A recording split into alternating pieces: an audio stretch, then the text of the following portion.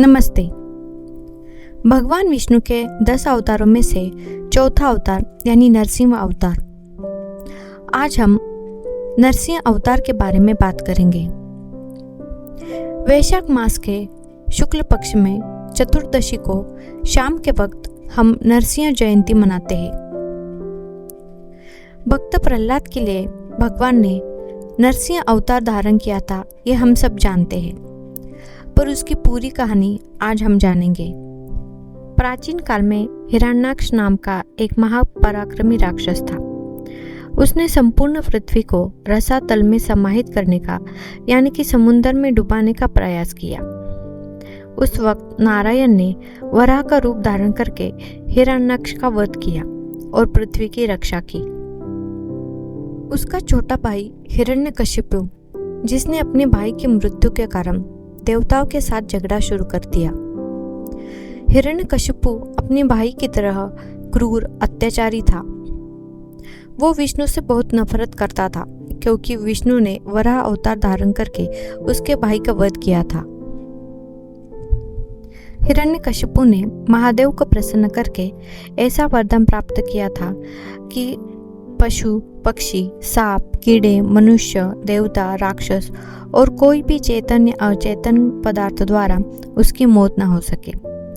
उसकी मौत ना ही दिन में हो, ना रात में, ना आकाश में हो, ना धरती पे, ना घर के अंदर हो, ना घर के बाहर। ऐसा चमत्कारी वरदान पाकर वो बहुत उन्मत्त हो गया था और अत्याचारी भी। हिरण्यकशिपु का एक पुत्र था जिसका नाम प्रहलाद था। वो भगवान नारायण का बहुत बड़ा भक्त था।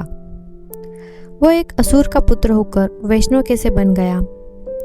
इसका कारण ये कि एक बार जब हिरण्यकशिपु शिकार के लिए जंगल में गया था तो इसके पीछे इंद्र ने हिरण्यकशिपु की पत्नी कयाधु को जबरदस्ती से अपने साथ ले जाने लगा।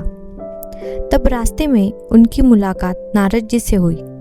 तब नारद जी ने इंद्र को समझाया कि इस तरह जब पति घर पे ना हो तो उसकी गर्भवती पत्नी को ले जाना सही नहीं।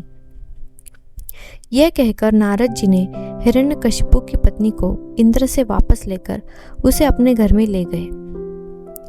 उस समय नारद जी रास्ते में नारायण नारायण भगवान का जप करते थे। तब यही संस्कार हिरण्यकशिपु के पुत्र को गर्भ में मिल गए और प्रहलाद भगवान के महान भक्त बन गए। जब प्रहलाद को गुरुकुल में अध्ययन के लिए भेजा तब वहां भी उसने भगवान नारायण के जप के अलावा कोई भी ज्ञान प्राप्त नहीं किया।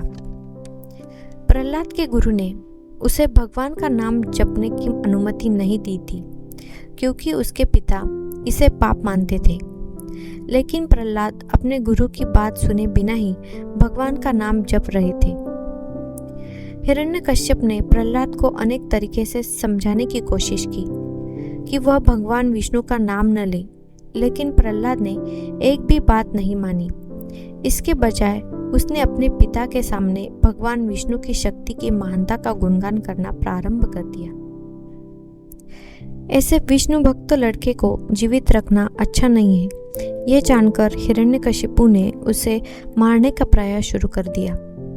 उन्होंने उसे एक मस्त नशे में धुत शक्तिशाली हाथी के पैर के नीचे बांधा, उसे चिता में जलाया, उस पर तलवार से वार किए, उसके शरीर पर भयंकर सांप छोड़ दिए, उसे ऊंची पहाड़ से नीचे ढकेल दिया गया। इस प्रकार प्रहलाद को मारने के लिए सभी प्रकार के प्रयास किए गए। हालांकि इससे प्रहलाद को एक छोटी सी खरोच तक नहीं आई। वो श्री हरि के नाम स्मरण में लीन था। यह देखकर कि उसके किसी भी उपाय से प्रहलाद पर कोई प्रभाव नहीं पड़ा, हिरण्यकशिपु क्रोधित हो गया और उसने प्रहलाद का हाथ पकड़कर उसे पूछा कि कहाँ है तुम्हारा भगवान? तब प्रहलाद ने कहा, पिताजी, श्री हरि सर्वत्र है। वो सभी जीवित चीजों में व्याप्त है। अग्नि, मिट्टी, लकड़ी, पत्थर, हर जगह पर भगवान है। प्रहलाद की बात सुनकर हिरण्यकशिपु क्रोधित हो गया और क्रोधित होकर बोला, यह एक पत्थर का स्तंभ है, क्या इसमें तुम्हारे भगवान है? तब प्रहलाद ने कहा, हाँ, श्री हरि उस पत्थर के स्तंभ में भी है। यह सुनकर हिरण्यकशिपु ने स्तंभ पर जोर से प्रहार किया। इसके साथ ही एक भयंकर दुर्घटना हुई। स्तंभ 2 टुकड़ों में विभाजित हो गया और उसमें से भगवान नरसिंह प्रकट हुए। उस समय भगवान नरसिंह और हिरण्यकशिपु के बीच भयंकर युद्ध छिड़ गया। बाद में सूर्यास्त के समय भगवान नरसिंह ने हिरण्यकशिपु को महल के दहलीज पर अपनी गोद में ले लिया और अपने तीखे नाखूनों से उसकी छाती चीर डाली और उसकी मौत हो गई। हिरण्यकशिपु को भगवान शिव से वरदान प्राप्त था कि उसकी मृत्यु ना तो मनुष्य से होगी और ना ही पशु से। उसकी मृत्यु ना तो दिन में होगी और ना ही रात में, ना ही घर के अंदर और ना ही घर के बाहर। इसलिए भगवान ने मनुष्यों और पशुओं के अतिरिक्त नरसिंह अवतार लिया, जिसका मुख शेर का और शरीर मनुष्य का था, और बेजान नाखूनों से हिरण्यकशिपु की छाती को फाड़ डाला। उस वक्त ना दिन था ना ही रात, सांझ का समय था। न ही घर के अंदर थे ना ही बाहर, चौखट पर ही हिरण्यकशिपु को मार डाला। तो ये थी भगवान नरसिंह अवतार की कहानी। अगर आपको ये वीडियो अच्छा लगा हो तो प्लीज़ लाइक कीजिए, शेयर कीजिए और चैनल को सब्सक्राइब कीजिए। धन्यवाद।